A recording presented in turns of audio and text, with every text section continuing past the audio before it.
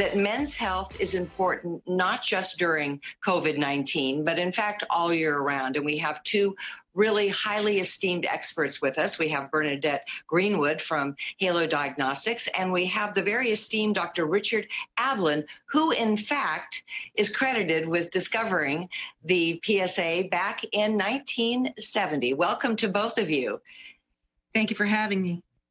Thank you. It's a pleasure. Thank you. Dr. Ablin, if I may start with you first, since you are credited, of course, with discovering PSA, tell us what in fact is a PSA.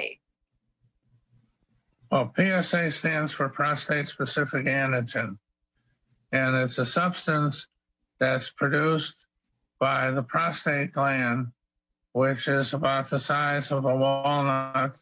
The PSA test measures what we call, as I said, prostate-specific antigen in the serum or the blood. Prostatitis, which is an infection, and in some cases it also can be caused by diet. Also what we know as benign prostatic hypertrophy, which is often abbreviated BPH. This is an enlargement of the prostate, which most men will experience about the age of 40. And then we have cancer of the prostate, which is a malignancy of the prostate, which is the second leading cause of death in cancer in men, behind cancer of the lung. Bernadette, how does a doctor actually use the PSA? Well, there's a few ways. In screening, it could be used to see if somebody has suspicion for prostate cancer.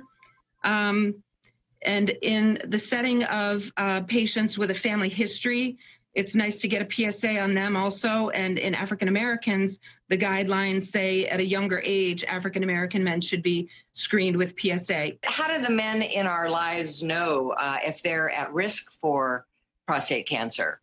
Well, the couple of things that I mentioned a little bit earlier, ethnicity has something to do with it.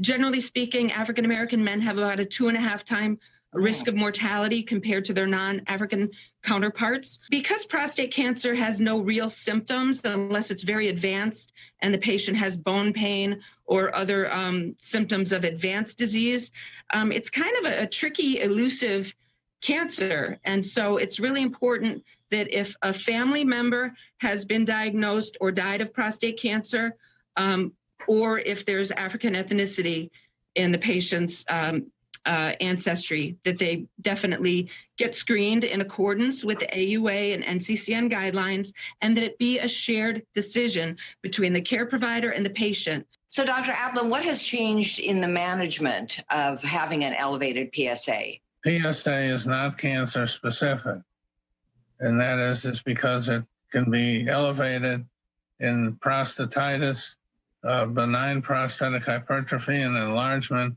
and also cancer of the prostate. Dr. Ablin, I really wanted to underscore what you said about the American Urological Association policy statement, which was released in October of last year, 2019.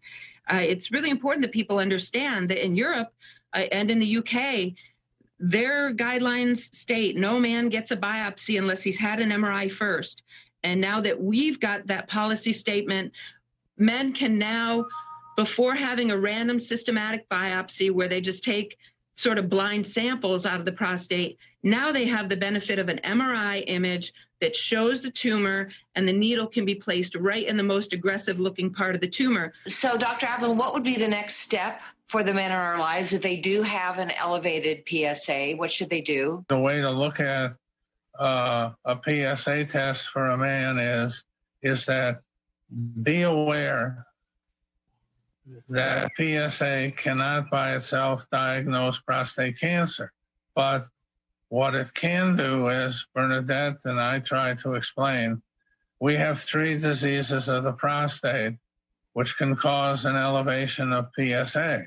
So if you find that you have an elevation of PSA, look at it as a smoke alarm, not as a fire alarm. Go to your urologist if you haven't already, and have your urologist do a more extensive examination. The men in our lives shouldn't be inhibited by insurance concerns. They should definitely get an MRI. I can't speak on behalf of every single insurance company, but what I can talk about is thousands of patient encounters and 0 rejections for properly performed MRIs under the right indications. So if a guy says, I want to have an MRI this morning, they probably won't pay for it. But if he says, my father just died of prostate cancer and I have an elevated PSA, those are things that have correct indications for billing purposes and should be covered. Well, thank you, both of you. We've learned an awful lot today, and I know we're calling it Watch Wednesday because we're going to continue this conversation and dialogue, and we're hopefully going to make sure that the men in our lives are well aware that they must be ever vigilant about their health. Thank you so much for joining us today.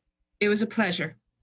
No, thank you so much, and I appreciated seeing Bernadette, and again meeting you, Miss Newton. Thank you so much. Good health. Thanks. Stay well.